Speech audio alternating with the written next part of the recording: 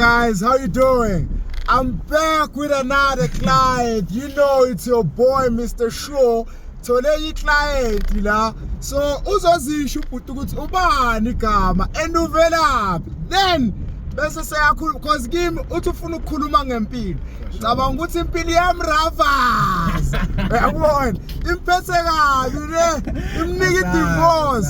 So ubafuzo uzisho igama ukuthi ubani and iskipani and why ufuna sikhulume ngempilo today? For sure. Yeah, I raise your voice, my friend. Because the motor is moving and you know see. You understand? Ayakuhlupha mfowethu. Sanibona. Igama lami usiyabonga. Wangubani.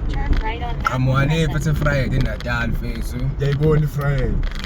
Unkabe yami lo. For sure. So kwamanje mfethu ngila mfethu eDivorce. Emidred. Awe. So oya mfethu ukufunda iBiomedicine abafuna ukwazi so ukuze ngifike kule topic mfethu shuma ama goals focus empilweni sure so yeah mfethu ama out amathika empilweni mfethu siyaphila sisonke ngithi sure ekuseni uyavuka ubafu nami ngiyavuka sure and mawukuthi nawe mfethu uyakufikela lo mbuzo ukuthi kahle ngizeleni emhlabeni mfethu deep question sure kunabantu abazibuza vele kwamanje ukuthi kanti mina ngangidalelweni yabona abanye sebefila as if like noma sebengadlula emhlabeni ngenxa ukuthi impilo sayibahlukumezeke ethomunye ngihlukumezeke kakhulu uyabona for sure yeah so njengoba eshop ethuba for ke leyo mpahla igcina isikuphushela ekutheni awusasibona isizathu sokuphila ngithi bro yeah so nami bafethu leyo mpahla leyo phase iyangihlephulayo empilweni ukuthi kahle ngizeleni emhlabeni uyabona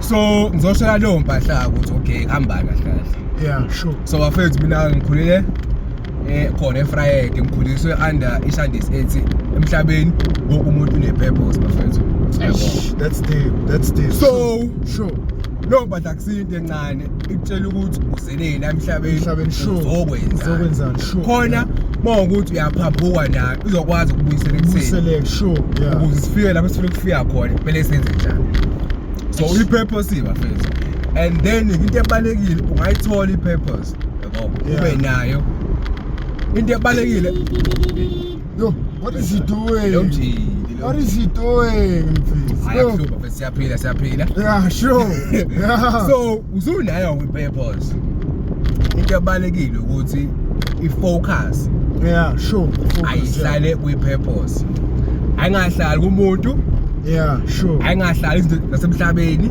yeah i-focus ayihlala kwi-purpose yeah so mfethu maybe ungaku explain ukuthi what is a purpose because omunye umuntu uzothi inununu leyo mfethu noma umthakatho ngamakhelwane you understand so what is the purpose and what is a goal mfethu and why do you have to have a goal as a human being uyabona ngibonga lo mbuzo mfethu sure let's unpack mfethu yini i-purpose mfethu i-purpose ilento onikwa yona i-create so uhlukile nje abantu khona ama-Christian khona ama-Muslim khona in sure mina bafethu ngikholela kuJesu sure so i-purpose yami ngiyithola kuJesu I wanted to use the same lane also yeah sure I'm listening for sure yeah so i-purpose yami mina ithi lo mzimba wadayela ukuthi ngikhonze uNkulunkulu ngilandele i-purpose sure lokho phela kimi impilo isimple yeah sure we tend to complexity overcomplicate but once you do those two things for mina sure usuku lami seliphelile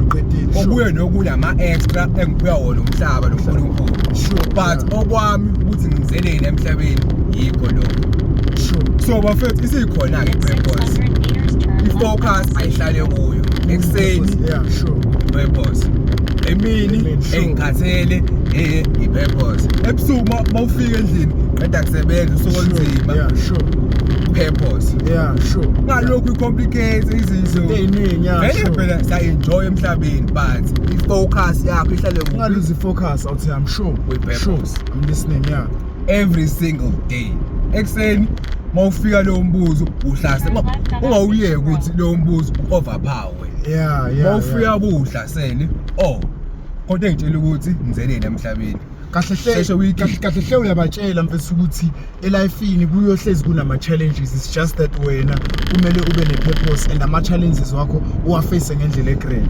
Lawa ama challenges abhale estoryini sakho ukuthi awakho ndiyobhekana nawo.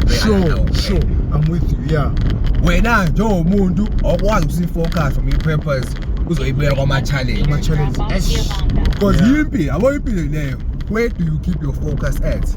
If you focus on your purpose, izokuvusa ekuseni angithandaze ngidle ngelusuku. And as before I drop you in this, sure. I would like you to give the advice, especially kubantu abancane, because it seems like we are a very struggling youth nowadays. Everything is expensive. Akusafani nakudala. And abazali bethu sometimes banokwenza izinto kube ngazuthi zilula, kanti life is sayinzima too much these days, yabona. So what advice can you give umuntu osasemncane nosakhula lapha ukuthi since ukhuluma vele nge-purpose and whatsoever? Sure. Mina first sokhuluma okuningi but ukuba direct here manje. Yeah. Impilo ithatha step by step. Sure. Uplana amagoli osuku wa write off qedile. Yeah. Just take it step by step. Abo, cause once you start looking too far ahead, I will enjoy the moment okuyo or awusawazi ukuplana kahle because awusekho focus le moment. Sure, so day by day ama goals alright qedile iviki. Shinike ama goals aleli viki landelayo. Yeah. Into engitshela yona, izinsuku zidlula njengeminyaka. Iminyaka idlula njengeinsuku. Ibambe leyo shandisi. Bro, that's deep. Ngiyabonga futhi le. Bonga mina Thank you very much. Yempahla blind, mawugebela futhi spend some knowledge, spend some game. Ungalokho uyitshela futhi. Yeah, sure. Kakhulu eshandisi. Yeah, you're talking about the channel. For sure. Thank you very much. And hey, you know I've been hearing it my clients, so then I decided now let me just start a broadcast, yabona. So thank you very much by saying that, my brother. Ne?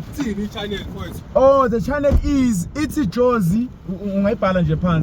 Josie. Yeah, it's Josie passenger seat. Oh. Josie, cause she said Josie, ne? Passenger seat. S-E-A-E-T.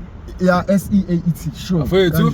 Subscribe and like Josie passenger seat. Josie passenger seat. Thank you. Masi ungubane umbovu Somahashi signing out. Yeah, ngiyabonga futhi le. Sure.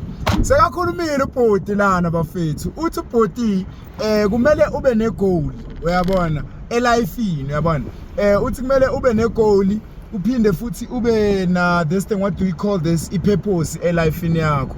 And okunye ngikubonayo ukhuluma nangokuthi you must face ama challenges empilweni, yabona. Ungaziyekeleli phansi ngokuthi uyabona ukuthi akulungi okanye ingane amakhelwane zenza kangcono kunawe, so manje wena bese usufila as if like you are out. So incansi nje basically yona into akayishoyo le ukuthi kuse elifeini mfethu, just pick yourself mfethu. Ungavumi ukuwo, yabona. Ungavumi impilo idlale ngawe, uyabona.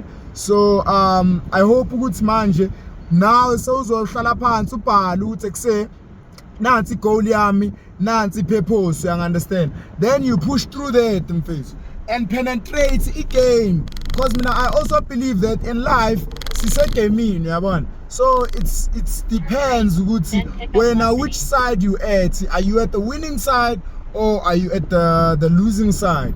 And I don't take it as into right ukuthi ube on a losing side ukuthi na usitshela ukuthi hayi mina vele izinto zami azilungi, hayi thina siloya umama kamakhelwane. Uthi loya umama kamakhelwane, kanti umama kamakhelwane akanandaba ngishona nawe mfethu, une-stress zakhe, wena uyitshela ukuthi uyakuloya mfethu uthi hayi abathakathi and etc. So yeah, cabanga ukuthi into ebisho mfethu yiyo leyo kanjalo. Then you guys can follow that. How are you, Siswami?